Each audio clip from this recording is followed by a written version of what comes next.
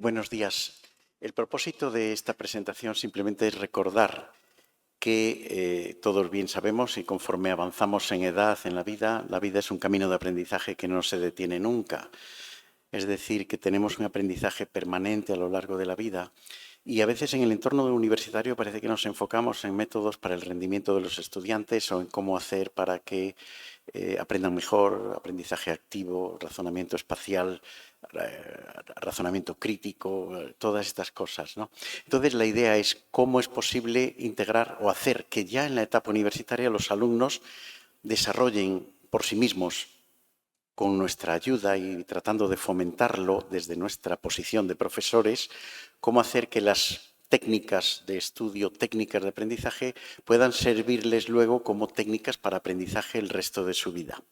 Y por eso decíamos que el aprendizaje, el método de aula invertida es muy adecuado para que si los alumnos de verdad lo consideran, lo implementan y lo hacen suyo, pues les puede servir a lo largo de su vida para cualquier método de aprendizaje permanente. Llamo aquí la atención sobre, digamos, los pilares del sistema educativo, que ya el informe de Delors del año 96 hablaba, ¿no? Aprender a aprender, aprender a hacer, aprender a ser, aprender a convivir.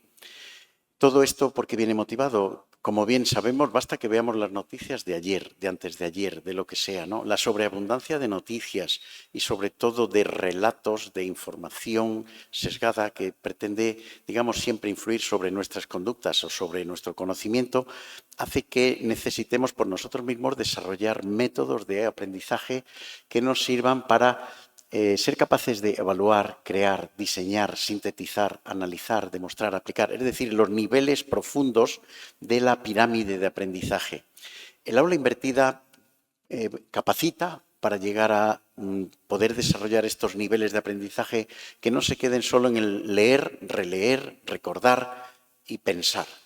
Y las ventajas que tiene el aula invertida en sí misma, si la desarrollamos, si la fomentamos a lo largo del periodo universitario, nuestros alumnos lo llegarán a tomar como algo con lo que están familiarizados y esto les puede servir luego para aprender a su propio ritmo, gestionar sus tiempos, gestionar los contenidos, para que en el aprendizaje permanente pues ya el alumno tenga una herramienta, o digo el estudiante en general, la persona a lo largo de su vida tenga herramientas para decidir por sí mismo qué cosas necesita aprender y cómo hacerlo. Las modalidades de aprendizaje permanente, lo que se llama el lifelong learning, varían, como vemos aquí, hay como 5, según las fuentes que consultemos, hay 5 o 6 variantes, ¿no? Pero va desde lo formal, del aprendizaje formal, a lo más informal, ¿no? De ver un vídeo, de ver YouTube o ver cosas para aprender idiomas o para aprender sobre Egipto o sobre cocina, ¿no? Lo cierto es que desde el año 18 la Unión Europea ya ha dado unas recomendaciones para fomentar que toda la educación se dirija como sustrato, como soporte, como apoyo para el aprendizaje permanente. Entonces, apoyándonos en estas recomendaciones de la Unión Europea del año 18, parece lógico que en la universidad seamos, digamos, conscientes y responsables para intentar llevarlo a cabo. Pongo aquí un ejemplo de cómo lo hacemos en el análisis, en una asignatura de máster tecnológica, análisis dinámico y sísmico de estructuras. Está enfocado para ingeniería, pero estamos convencidos de que esto sirve para otras asignaturas y para otras disciplinas, ¿no? Los alumnos, adecuadamente preparando la metodología de aula invertida, pueden llegar a entender cómo son los fundamentos del aislamiento sísmico, que estamos viendo aquí en el vídeo de la derecha, o cómo un terremoto actúa sobre un edificio. De manera que si ellos estudian, convenientemente guiados, ¿no? Si ellos estudian por su cuenta, en esa primera fase del aula invertida, todos los fundamentos de las cosas, luego podemos dedicar las clases a tiempo de calidad para profundizar, debatir, desarrollar, digamos, aprendizaje basado en retos, que luego esa metodología de aprendizaje ellos pueden seguir mejorando e implementando a lo largo de su vida.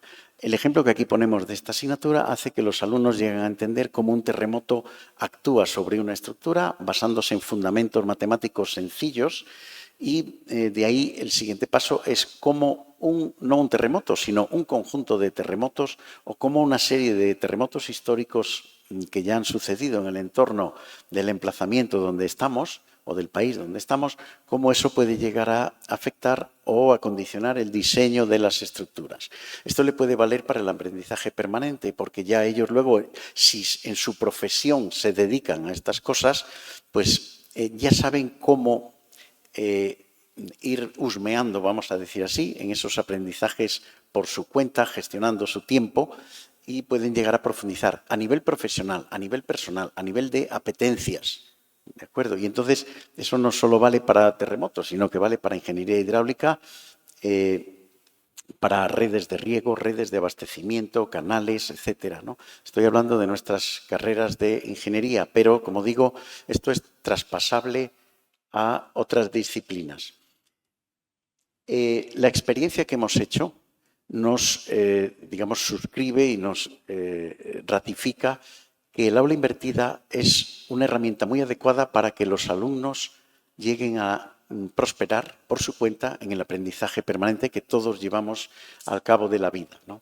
¿En qué se basa? En que las palabras que vemos en la columna de la derecha, autodisciplina, autorregulación, es decir, la persona regula sus tiempos, lo que le interesa estudiar, lo que le interesa ver, familiaridad con entornos virtuales y aprendizaje aplicado. ¿Quién no se dedica por su cuenta a mirar cómo se cultivo de miel con abejas o cosas de Egipto o cosas de idiomas o cosas de cocina o cosas de yoga? Entonces, simplemente un impulso a que el aula invertida nos ayude para que nuestros alumnos tengan herramientas para el aprendizaje permanente. Muchas gracias.